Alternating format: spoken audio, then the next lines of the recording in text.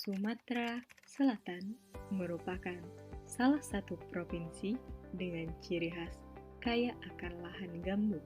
Sumatera Selatan memiliki luas lahan gambut mencapai 1,2 juta hektar. Desa Jalur Mulia terletak di Kecamatan Muara Sugihan, Kabupaten Banyu Asin, Provinsi Sumatera Selatan. Desa Jalur Mulia merupakan kawasan hutan dan lahan gambut yang kemudian dibuat menjadi pemukiman masyarakat. Di Desa Jalur Mulia terdapat 1.807 penduduk yang terdiri dari 974 laki-laki dan 833 perempuan. Masyarakat di Desa Jalur Mulia mayoritas bekerja sebagai petani untuk menghidupi kecukupan sehari-hari. Desa Jalur Mulia memiliki luas lahan sekitar 1.795 hektar dan terdiri dari 4 dusun.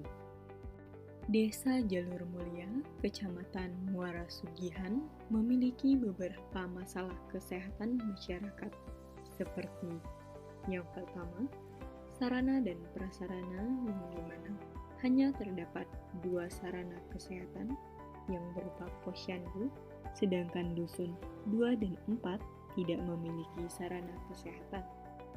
Yang kedua, alat kesehatan yang masih kurang seperti kurangnya fasilitas menghadapi kebakaran lahan gambut yaitu masker, tabung oksigen, dan ruangan tanpa asap. Di Desa Jalur Mulia hanya memiliki 3 tenaga medis yang dimana semuanya bidan desa yang tersedia. Selain itu, di Desa Jalur Mulia memiliki masalah kesehatan pada kebakaran lahan gambut yang terjadi akibat pembukaan lahan yang disebabkan oleh drainase lahan dan pembakaran lahan yang menyebabkan kualitas air dan ambien udara menurun.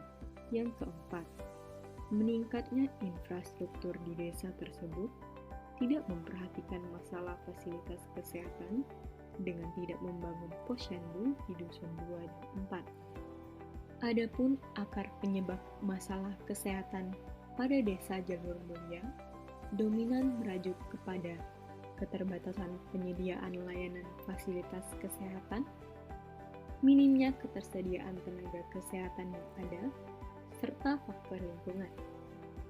Dari sisi faktor lingkungan, Desa Jalur Mulia memiliki jenis tanah gambut dan tanah liat yang memungkinkan untuk terjadinya kebakaran yang besar di Desa Jalur Mulia. Pada saat petani melakukan pembukaan atau penyiapan lahan saat musim kemarau. Dari permasalahan yang ada pada Desa Jalur Mulia, maka perlu adanya suatu penanggulangan masalah kesehatan dengan melalui program pengelolaan lahan tanpa bahan bakar atau PLTB. Pengelolaan lahan tanpa bakar adalah konsep pengelolaan lahan gambut berkelanjutan, yang dimana pada tahap pembukaan lahan maupun pasca panen tidak melakukan pembakaran. Yang kedua, program Fire Alarm.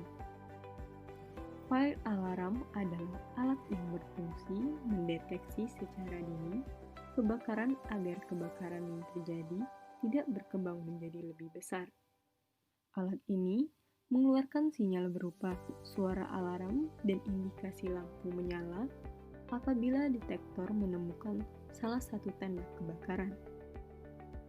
Yang ketiga, program Dex Karhutla.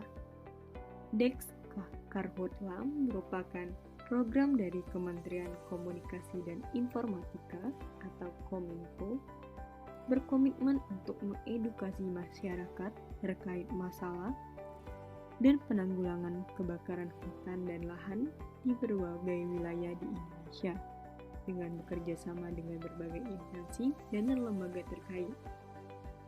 Yang keempat, sistem pemantauan air lahan gambut atau SIPALAGA. Sistem pemantauan air lahan gambut merupakan sistem informasi pemantauan tinggi muka air di lahan gambut dengan melalui penyajian data, perekaman secara real-time, dan berbasis telemetri secara otomatis. Komponen utama Sipalaga adalah alat perekam data yang dipasang di lahan gambut. Yang kelima adalah program Kumpulan Remaja Perubah Kesehatan atau KULBAHAN.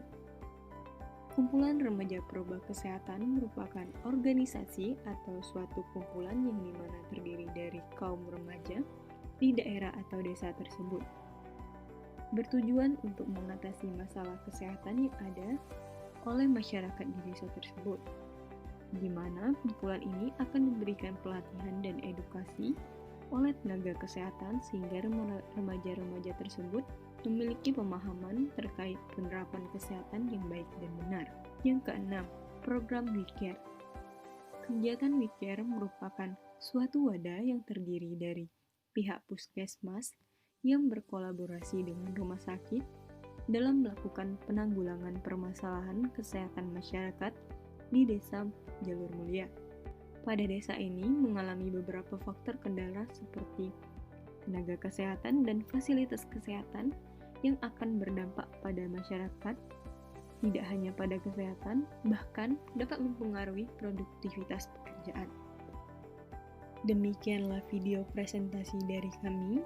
Semoga informasi tersebut dapat berguna bagi kita semua. Terima kasih dan sampai jumpa.